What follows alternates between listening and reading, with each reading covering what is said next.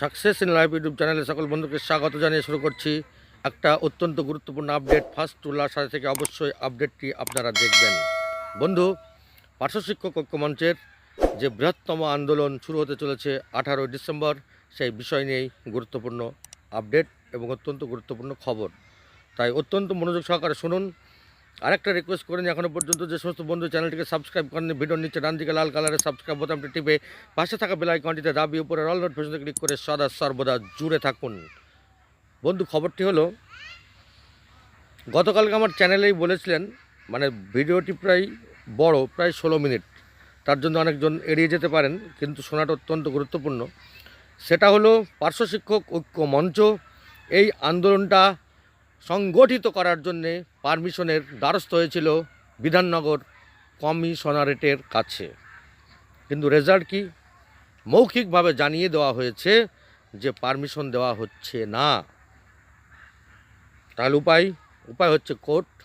ভগীরথ ঘোষবাবু পরিষ্কার জানিয়েছেন যে কোর্টে আজকে অথবা কালকে পারমিশনের জন্য আবেদন করা হবে এবং তার জন্যে সমস্ত ধরনের পেপার কাটিং, ভিডিও যা কিছু আছে, যে দিদি প্রতিশ্রুতি দিয়েছিলেন 2011 সালে পার্শ্ব শিক্ষক সমস্যার সমাধান করার জন্যে প্রথম ক্যাবিনেটে, কিন্তু সেটা করেননি।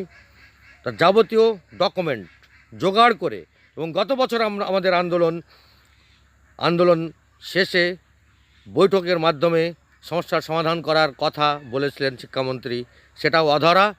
তাই পারমিশনের জন্যে কলকাতা হাইকোর্ট, এবং আরও জানিয়েছেন হাইকোর্টে যদি না হয় তাহলে সুপ্রিম কোর্ট।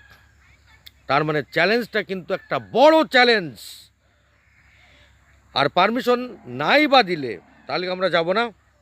কি বন্ধু, আপনারা কি যাবেন না পারমিশন না দিলে? অনেকজন বন্ধু কমেন্ট করেছেন যে পারমিশন না দিলেও যাব। বন্ধু, দাবিটা শুধু একজনের নয়, শুধু স্টিয়ারিং কমিটির নেতৃত্বদের নয়, শুধু ব্যক্তিগত কারণ নয়, এটা সামগ্রিক দাবি। অতএব সামগ্রিকভাবেই এই বঞ্চনার জন্যে, এই বঞ্চনার মুক্তির জন্যে আমাদেরকে লড়াই করতে হবে বন্ধু। বিফলতা সেটা আমাদের উপর ডিপেন্ড করবে যে আমরা দাবিটা আদায় করতে পারবো কি পারবো না। আমরা যদি সকলে কি ঝাঁপিয়ে পড়তে পারি তাহলে দাবি অবশ্যই আদায় করে আসতে পারবো।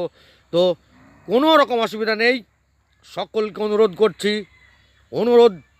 করজোড়ে অনুরোধ, আপনারা ঘরে না থেকে দাবি আদায়ের জন্য ছুটে চলুন এবং জান প্রাণ দিয়ে লড়ে কিন্তু দাবিটা আদায় করে নিয়ে আসতে হবে।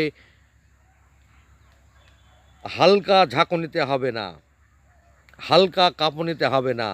বড় ঝাঁকুনি দিতে গেলে বড় জমায়েত এবং সকলকে এই দাবি আদায়ের জন্য যেতে হবে।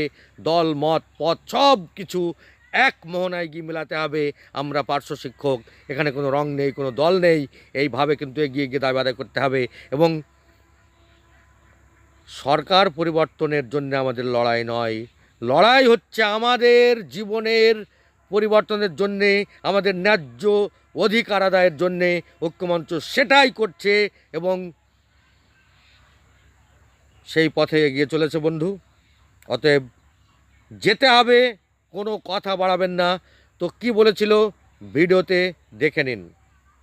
দান করছে ইতিমধ্যেই, যেটা এই মুহূর্তের সবচেয়ে বড় খবর, সেটা হচ্ছে গিয়ে আমরা গত কয়েকদিন আগে বিধাননগর কমিশনারেটের কাছে আমরা আমাদের এই কর্মসূচি নিয়ে আমরা পারমিশনের জন্য আবেদন করেছিলাম। তারা মৌখিকভাবে আজকে আমাদেরকে জানিয়ে দিয়েছে যে তারা পারমিশন দেবে না। তো আমরা ইতিমধ্যে তাদের কাছে এই আবেদন করেছি যে আপনারা এটা লিখিত জানান, কারণ এটা আমাদেরকে কোর্টে প্লেস করতে হবে। খুব সম্ভবত আজকের মধ্যে হয়তো আমরা লিখিতটা পেয়ে যেতে পারি এবং আগামী কাল বা পরশুর মধ্যে দিন বা সময় নষ্ট না করে আমরা কোর্টে